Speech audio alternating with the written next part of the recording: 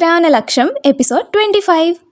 ఇక నన్న మంచిగా మారి కాస్త మాలో ఒకరిలా బ్రతుకుతావని ఆశిస్తున్నా. తర్వాత నీ ఇష్టం.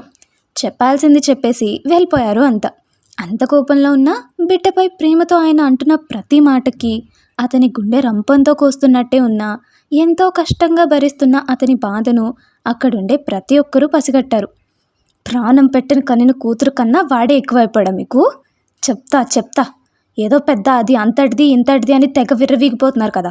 టైం చూసుకొని దానికి స్పాట్ వేసి సిద్ధుని లొంగ తీసుకోకపోతే చూడండి, అప్పుడు నా కూతురు అని మీరు ఎలా చెప్పుకుంటారో నేను చూస్తాను అని కసిగా అనుకుంటూ పైకి లేవాలని చూస్తుంటే శైలు పీకిన పీకుడికి ఒంట్లో ఎముకలన్నీ ఎక్కడవక్కడే డిస్టర్బ్ అయిపోయి ఏ పాటకు ఆ పాట మిక్స్డ్ అయిపోవడంతో అతి కష్టం మీద కదలలేక కదిలింది. డిన్నర్ టైంలో కూడా శైలుని మౌనంగా చూస్తూ తిండిని కూడా తినకుండా జరిగిన సంఘటన గురించే ఆలోచిస్తున్న సిద్ధుని చూసి మెల్లిగా వచ్చి తన పక్కన కూర్చుంటూ తన కుర్చీని తన వైపుకు తిప్పుకొని తన ప్లేట్ని శైలు చేతుల్లో తీసుకొని ప్రేమగా ముద్దలు కలుపుతూ తనే స్వయంగా తినిపిస్తుంటే చిన్నగా నవ్వుతూ నోరు తెరిచాడు సిద్ధు. ఇదిగోండి, ఇప్పటి నుంచే సిద్ధుకి శైలు చేతి వాటం అలవాటు పడిపోయింది. తండ్రికి ఒకటి కొసరి తినిపిస్తుంటే మన బుడ్డోడు ఊరుకుంటాడా ఏంటి? గోలు చేసి మరీ వాడు కూడా అలానే తినిపించుకోవడం మొదలు పెట్టాడులేండి. అందుకే వాళ్ళిద్దరికీ శైలు చేత్తో తప్ప ఇంకెవరి చేత్తో ముద్దు మింగుడు పడదు. ముద్దుగా కనిపిస్తున్న జంటని మురిపంగా పెద్ద బ్యాచ్ చూస్తుంటే అల్లరి చేస్తూ ఇద్దరిని ఆట పట్టిస్తున్నారు కుర్ర బ్యాచ్ అంతా. వీళ్ళలో చిగురించిన చిరుప్రేమకి చిహ్నంగా ఇద్దరి మెడల్లో ఉండే రత్నాలు ఒకరినొకరు తాకుతుంటే వాళ్ళ స్పర్శ తగిలి ప్రతిసారి తలుకుమంటూ మెరిసిపోతున్నాయి. ఏనాడు చూడని ఆ కొత్త వింతని ఇంట్లో వాళ్ళంతా కళ్ళప్పగించి మరీ చూస్తున్నారు. వాళ్ళ చూపులేమీ పట్టనట్టు వారి తీపి ప్రేమకి ఉండే గట్టి అనుబంధాన్ని ఇంకాస్త బలపరుచుకునే పనిలో పడిపోయారు మన ప్రేమ జంట. సిద్ధు కడుపు నిండా తినిపించేశాక అందరి వైపు చూస్తుంటే అప్పటికీ మారిన వారి ఎక్స్ప్రెషన్స్తో శైలుకి ఇబ్బంది కలిగేలా చేస్తుంటే టక్కుని సిద్ధు చేని తన రత్నంపై అడ్డుగా పెట్టేసుకొని, ఏంటి మా అంతా అలా చూస్తున్నారు, ఏమైంది మీకు? కంగారుగా ఇబ్బందిగా అడిగేసింది కాస్త గట్టిగానే. తన మాటలకి తేరుకున్న రాధ నోరు తెరచలోపు, శైలు ఇది చూసారా మీరిద్దరూ దగ్గరున్నంత వరకు మీ నెక్లో ఉండే ఆ డైమండ్స్ ఎలా తలతలమంటూ మెరిసిపోతున్నాయో? ఎగ్జైట్మెంట్ ఆపుకోలేక అనేసాడు కార్తీక్. వాడి మాటలకి టపీమని కార్తీక్ నెత్తిన ఒకటి పీకి, వాళ్ళు దగ్గరున్నందుకు కాదు బే, వారి ఒకరి స్పర్శ ఒకరికి తగిలినప్పుడు అలా వాళ్ళ రత్నాలు రియాక్ట్ అవుతాయి. జనరల్గా ఇలాంటి సిచ్యువేషన్ మా ప్రాంతంలో పెళ్ళైన జంటల మధ్య ఏర్పడిన బంధానికి చిహ్నంగా అలా జరుగుతాయి. సేమ్ ఇప్పుడు సిద్ధ వాళ్ళ పరిస్థితి కూడా అంతే. ఎంతో గొప్పగా మొదలైన వాళ్ళ ప్రేమ ప్రయాణం ఇప్పుడు పెళ్లి బంధంలా మారిపోయినందుకు వారి ప్రేమ అనుబంధానికి మేమే ప్రతిరూపాలుగా ఉంటామంటూ అలా వెలిగిపోతున్నాయి ఆ రత్నాలు చెప్తాడు కిట్టి. ఏమండోయ్, కథను మర్చిపోలేదు కదా? అదే మన సిద్ధు శైలుల పెళ్ళి ఎప్పుడో అయిపోయింది అనేది. ఇప్పుడు జరగబోయేది మన పెద్దల తృప్తి కోసం మాత్రమేనండోయ్. ఇంతకు ముందే వాళ్ళ దేవాది దేవుళ్ళ సమీక్షాన అంత ఘనంగా కాకపోయినా పంచభూతాల సాక్షిగా ఇరువురి ప్రేమలను ఇచ్చిపుచ్చుకున్నారు కదా ఆల్రెడీ. కిట్టి చెప్తున్నంతసేపు ఆ వింత మాటల్ని ఎంతో వింతగా వింటున్నారు ఇంట్లో సభ్యులంతా, ఈవెన్ శైలు కూడా. ఎందుకంటే తనకి అలాంటి ఒక ప్రాసెస్ ఉంటుంది అనేది అసలు తెలియదు కదా. అందుకే తన కళ్ళల్లో కూడా ఆశ్చర్యం చోటు చేసుకోవడం గమనించి ఎవరి షాక్లో వాళ్ళు ఉండడం చూసి గట్టిగా శైలు బుగ్గపై ముద్దు పెట్టేస్తాడు సిద్ధు. తన ముద్దుకి సిద్ధు వైపు చూస్తే తన కళ్ళు తనకే తెలియకుండా తన గుండెలపైకి వెళ్ళిపోయాయి. అక్కడ తన మెడలో ఉండే రత్నం పొరతో పాటుగా చేరిపోయి దగదగమంటూ వెలిగిపోతుంది. ఆ వెలుతుర్ని చూసిన సిద్ధు గుండె వైపు చూస్తుంటే తన మెడలో ఉండే లాకెట్ కూడా నీలం రంగులో మెరిసిపోవడం కనిపించి తన ఉత్సాహాన్ని సంబరాన్ని తట్టుకోలేక గట్టిగా ముద్దు పెట్టేసింది సిద్ధుకి. ఇంతలోనే చప్పుళ్ళకి ఇటుగా చూడాలని చూస్తున్న అందరి బ్రెయిన్స్ని మధ్యలోనే స్టాప్ చేసేసి ప్రియురాలి ఇస్తున్న తీపి ముద్దుని మనస్ఫూర్తిగా స్వీకరించి నెమ్మదిగా తనని వదిలాడు. అక్కడ శైలు సిద్ధుల పెదవులు విడిపడడం, ఇక్కడ స్టాచ్యూల్లా అయిపోయిన అందరూ నార్మల్ అవ్వడం ఒకేసారి జరిగిపోయాయి. అక్కడ ఏం జరిగిందన్న దానికి కారణం సిద్ధుని అని ఒక్క కిట్టిగాడికి తప్పితే ఇంకెవరికి ఏం అర్థం కాక తిక్క ముఖాలు వేసుకొని వాళ్ళ జీవితాల్లో జరుగుతున్న వింతలు విచిత్రాలని తలుచుకుంటూ మొత్తానికి ఎప్పటికో వాళ్ళ డిన్నర్ని కంప్లీట్ చేసుకున్నారు ఇంద్రభవనం కుటుంబ సభ్యులు. ఎట్ ఆర్ఎన్ఆర్ భవన్ రూమ్లోకి వచ్చిన తన భార్యనే మౌనంగా గమనిస్తున్నాడు రంగనాథ్. తనపై ఏదైనా అనుమానం లాంటిది వచ్చిందా? అందుకే నా వైపు కూడా చూడడం లేదు. కొంపదీసి నేను చేసే పనుల గురించి తెలిసిపోయిందా? తెలిసి నన్ను దూరం పెడుతుందా? అమ్మ దేవుడా, అలాంటి పని చేయకే, నేను అస్సలు తట్టుకోలేను నువ్వు లేకపోతే. లోపలే తెగ మదన పడిపోతూ సైలెంట్గా వాటర్ బాటిల్ టేబుల్పై పెట్టేసి లైట్స్ ఆఫ్ చేసి వస్తున్న ఆవిడనే చూస్తూ అనేసుకుంటున్నాడు అతని మనసులో. అతని తిక్క ఆలోచనలు ఏమీ తెలియని ఆవిడ మాత్రం నార్మల్గా తన పని తాను చూసుకుంటూ వచ్చి బెడ్పై పడుకుంది. తన వైపు కాకుండా అటు తిరిగి పడుకోగానే ఒక్కసారిగా గుండె జలమని, దేవుడా ఇంతేనే ఇంక నా పరిస్థితి అనుకుంటూనే మెల్లిగా తన భార్యపై చెయ్యేశాడు. అతని స్పర్శ తగలగానే అతని భావం వేరేలా అర్థమయ్యి మెల్లిగా వెనక్కి తిరిగి అతని గుండెల్లో తల దాచిపెట్టుకుంటూ, ఏంటండి ఈరోజు వర్క్ ఏం లేదా గారంగా అడిగింది ఎంతో ముద్దుగా. ఆవిడ ముద్దు పలుకులకి అప్పటి వరకు పడిన టెన్షన్ అంతా ఒక్కసారిగా తుడిచిపెట్టుకుపోతుంటే మనసంతా హాయిగా అయిపోయి, ఆహా లేవు బంగారం మాటల్లో పెడుతూనే మనస్ఫూర్తిగా ఆక్రమించేశాడు. పెళ్ళామంటే అంత ఇష్టం ఉన్నోడివి చిల్లర పనులన్నీ ఎందుకురా చిట్టినాయుడు నీకు. తనకు తెలియని భాగవతం నీ ఇంకొక ముఖం అనేది బయటపడిన నాడు నిన్ను కాదు తనంత తానే క్షమించుకోలేదు ఆ పిచ్చి తల్లి. ఏం చేస్తాం, ఆడపిల్లలం కదండి, మొగుల్ని గుడ్డిగా నమ్మి మోసపోవడానికే మా బ్రతుకులు ఇలా రాసి పెట్టాడు ఆ దేవుడు. దాన్ని ఎవ్వరం మార్చలేం కదా. పాపం భర్త నిజ స్వరూపం తెలిసినాడు ఆవిడ ప్రాణం ఏమవుతుందో ఏమో. ఐ కాంట్ ఇమాజిన్ అబ్బా. పోనీలే కనీసం తన పిల్లానికి ప్రేమనైనా గొప్పగా పంచుతున్నాడు, దానికి సంతోషిద్దాం. అందరికంటే ముందుగానే రూమ్లోకి వెళ్ళిపోయిన సిద్ధు ఎంతో ఈగర్గా వెయిట్ చేస్తున్నాడు తన ప్రియురాలి కోసం.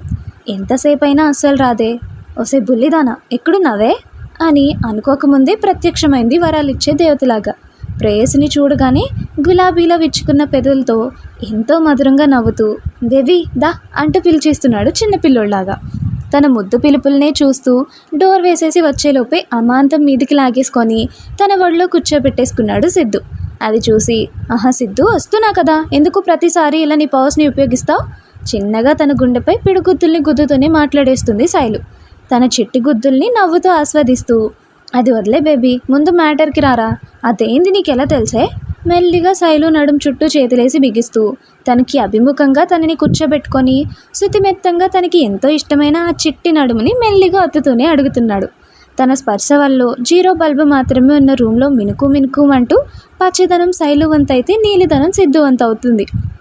తన స్పర్శ ద్వారా ఒంట్లో మొదలవుతున్న అలచల్ని కామ్ చేసుకుంటూ, అది కన్నలు నేను రూమ్లోకి ఫ్రెష్ అవ్వడానికని వెళ్ళానా అంటూ పొద్దున జరిగిన సంఘటనని గుర్తు చేసుకుంటూ ఫ్రెష్ అవడానికి బాత్రూంలోకి వెళ్తుంటేనే వదిన అంటూ కిట్టిగాడు ఆవురావురామంటూ వచ్చేసి గోడలన్నింటినీ గుద్దేసుకున్నాడు.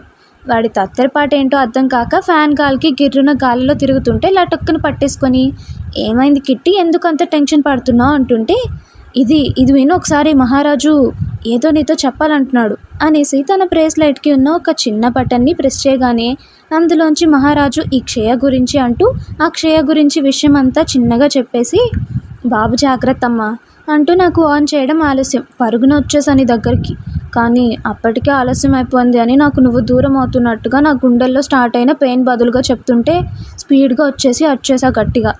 అప్పటికే నువ్వు నేను కాదు అని తెలుసుకొని వదిలించుకోవడం, నేను రావడం చూసి ఆవిడ గారు విజ్ఞాన ప్రదర్శన చేయడం స్టార్ట్ చేసింది. లోపలికి వచ్చినాక మహాతల్లి బేర్ బాడీని చూడలేక, యాక్ అయినా అదేంటి కన్నా దాని బాడీ అలా ఉంది, అమ్మాయిని నాకే ఇంత ఒళ్ళంతా గుగురు పొడుచుకుంది, ఏకాందాన్ని చూసిన మగాడు ఉన్న చోటనే పారిపోతాడేమో అని అల్లరిగా మాట్లాడుతూ గట్టిగా నవ్వుతూ ఎగిసిపడుతున్న శైలు తీపి అదరాల నవ్వుని బంధించేసి ఒక లవ్లీ కిస్ తీసేసుకొని, అయినా అందరూ నా బుజ్జి బంగారంలో ఉండరు కదా బేబీ, అది అంతేలే పెద్ద శాడిస్ట్, దాన్ని చూడాలంటేనే చిరాకు నాకు అంటూనే చిరాకుగా పెట్టిన సిద్ధు ఫేస్ని చూస్తూ చిన్నగా తన మెడ చుట్టూరా చేతులు వేసి గట్టిగా పట్టుకుంటూ, దాని ఓపెన్ ఫ్రీ షోని చూసిన నేను అప్పటికే అనుకున్నంత పని చేసేసింది అని అర్థమవుతుంటేనే నా తల కోపం నశాలానికి ఎక్కి దానిపై విరుచుకు పడేంతలో అన్నయ్య రావడం చూసి పొరపాటున అలా చూస్తే ఏమవుతుందేమో అన్న కంగారులోనే టక్కున డోర్ వేసేసాను.